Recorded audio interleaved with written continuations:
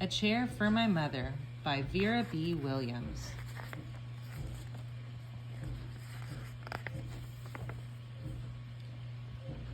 My mother works as a waitress at the Blue Tile Diner. After school sometimes I go to meet her there. Then her boss Josephine gives me a job too. I wash the salts and peppers and fill the ketchups. One time I peeled all the onions for the onion soup. When I finish, Josephine says, "Good work, honey," and pays me, and every time I put half of my money into the jar. It takes a long time to fill a jar this big. Every day when my mother comes home from work, I take down the jar.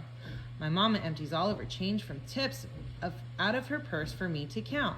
Then we push all the coins into the jar. Sometimes my mama's laughing when she comes home from work. Sometimes she's so tired she falls asleep while I count the money out into piles. Some days she has lots of tips. Some days she only has a little. Then she looks worried. But each evening, every single shiny coin goes into the jar. We sit in the kitchen to count the tips. Usually Grandma sits with us too. While we count, she likes to hum. Often she has money in her old leather wallet for us. Whenever she gets a good bargain on tomatoes or bananas or something she buys, she puts by the savings and they go into the jar. When we can't get a single other coin into the jar, we are going to take out all the money and go and buy a chair. Yes, a chair, a wonderful, beautiful, fat, soft armchair. We will get one covered in velvet with roses all over it. We are going to get the best chair in the whole world. That is because our old chairs burned up. There was a big fire in our other house. All our chairs burned. So did our sofa and so did everything else. That wasn't such a long time ago. My mother and I were coming home from buying new shoes. I had new sandals. She had new pumps. We were walking to our house from the bus. We were looking at everyone's tulips. She was saying she liked the red tulips. I was saying I liked the yellow ones. Then we came to our block. Right outside our house stood two big fire engines. I could see lots of smoke. Tall orange flames came out of the roof. All the neighbors stood in a bunch across the street.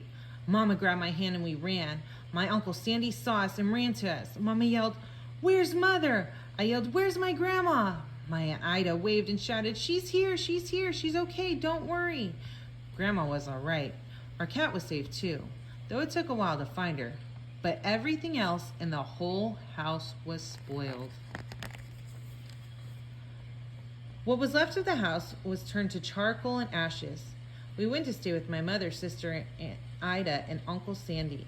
Then we were able to move into the apartment downstairs. We painted the walls yellow. The floors were all shiny, but the rooms were very empty. The first day we moved in, the neighbors brought pizza and cake and ice cream, and they brought a lot of other things too. The family across the street brought a table and 3 kitchen chairs. The very old man next door gave us a bed from when his children were little. My other grandpa brought us his beautiful rug. My mother's other sister, Sally, had made us red and white curtains. Mama's boss, Josephine, brought pots and pans, silverware, and dishes.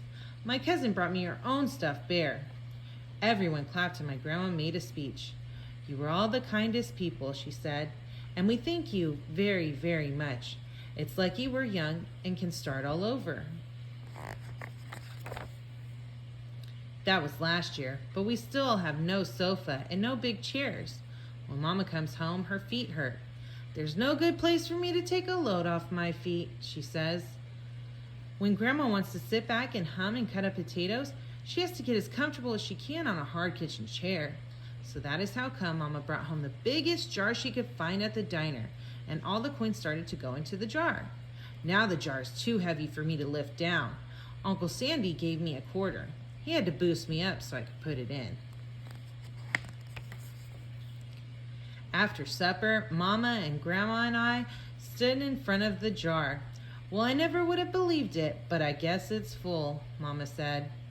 My mother brought home little paper wrappers for the nickels and the dimes and the quarters. I counted them all out and wrapped them all up. On my mother's day off, we took all the coins to the bank. The bank exchanged them for $10 bills. Then we took the bus downtown to shop for a chair. We shopped through 4 furniture stores. We tried out big chairs and smaller ones, high chairs and low chairs, soft chairs and harder ones. Grandma said she felt like Goldilocks and the 3 bears trying out all the chairs.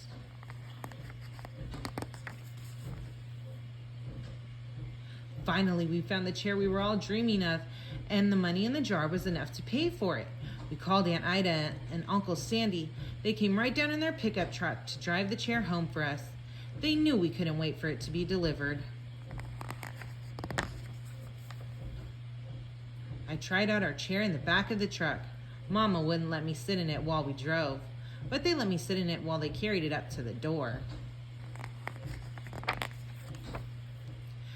We set the chair right beside the window with the red and white curtains. Mama and Grandma and I all sat in it while Aunt Ida took our picture. Now Grandma sits in it and talks with people going by in the daytime. Mama sits down and watches the news on TV when she comes home from her job. After supper, I sit with her, and she can reach right up and turn out the light if I fall asleep in her lap. The end.